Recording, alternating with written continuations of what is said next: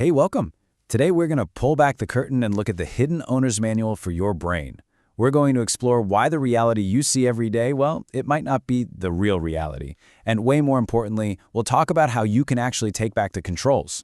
So let me just ask you something right off the bat. Do you trust your eyes? I mean, do you really, truly trust what you see? Because here's the thing we're about to uncover. Your brain isn't some passive camera just recording the world. Oh no, it's an active director, and it's creating a movie based on a script you never even knew you were writing. All right, let's put it to the test right now. This is called the Coffer illusion. Take a good, long look at it. What's the very first thing that pops out at you? Are you seeing a bunch of circles? Or are you seeing a pattern of rectangles? Go ahead, take a second.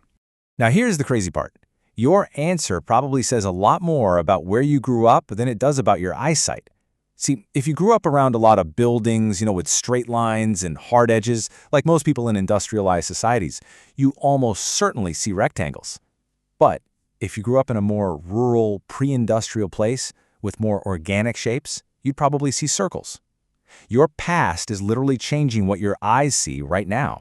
Okay, round two. Let's try another one, a really famous one called the checkerboard illusion. This seems super simple, right? Square A is clearly a darker shade of gray than square B. I mean, it's plain as day. There's no trick here. Or is there?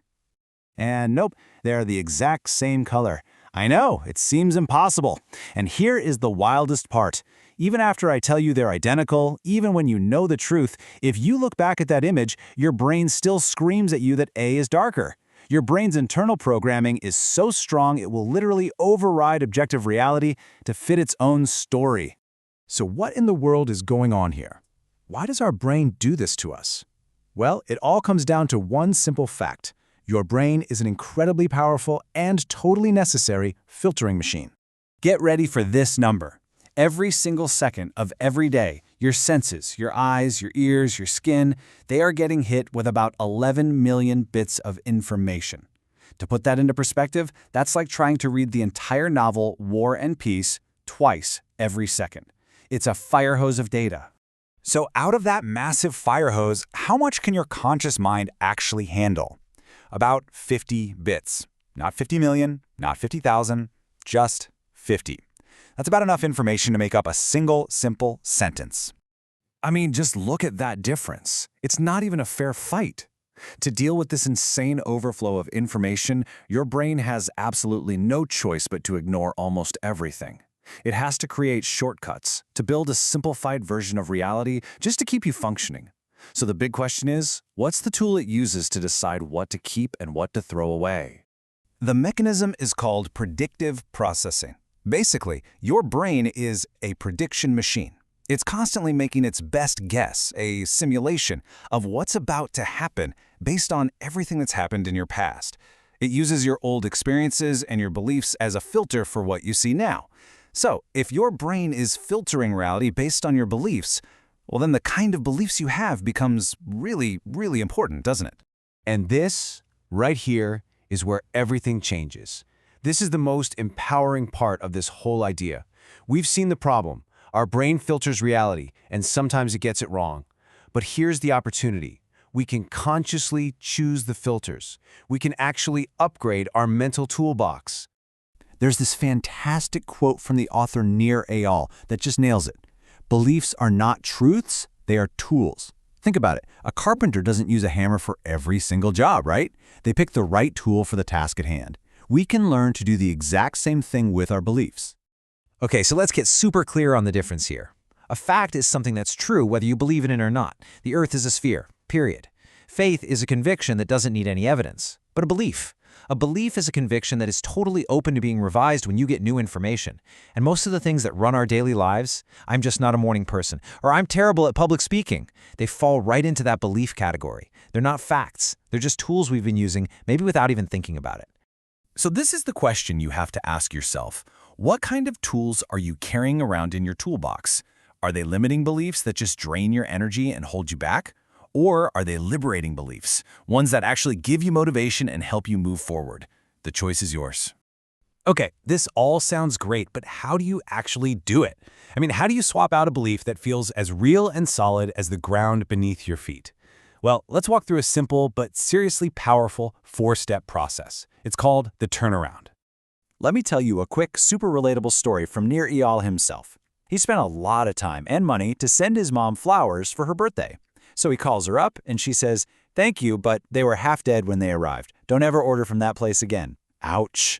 His immediate, automatic belief was, my mother is too judgmental and she's impossible to please. To him, that felt like an absolute fact.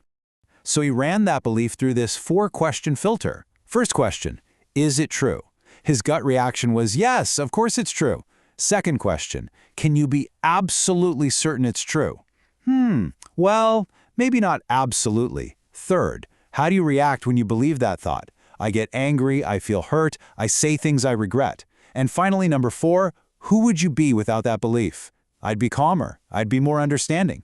Just asking these questions starts to loosen the belief's grip, you see? But here comes the magic step, the turnaround.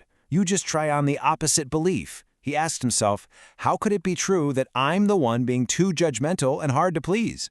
And boom, the light bulb goes off. He realized he had this very specific script in his head for how his mom should have reacted, and when she didn't follow his script, he judged her. He was the one being hard to please.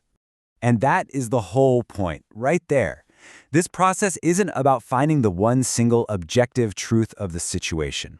It's about seeing all the different ways you can look at it. His original belief left him feeling angry and powerless. The other possibilities gave him options, they gave him agency.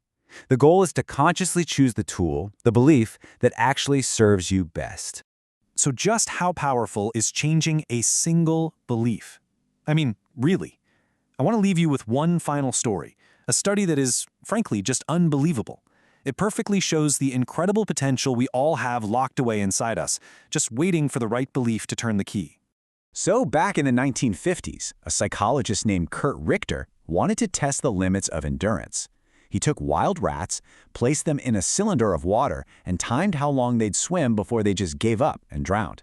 The average time was about 15 minutes. It seemed like that was their absolute physical limit. But then he tried something a little different. He took a new group of rats. This time, right as they were about to hit that 15-minute mark, right when they were about to give up, he reached in, rescued them, let them rest and dry off, and then he put them back in the water. So what do you think happened next?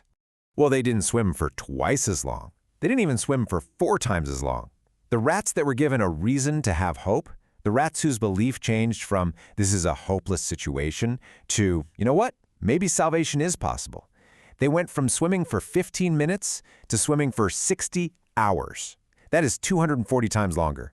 Not because their bodies suddenly got stronger, but because their minds did. Their belief changed everything. So I'll leave you with this final thought. That 60-hour potential is inside you right now. It was always inside the rats. They just couldn't access it until their belief changed.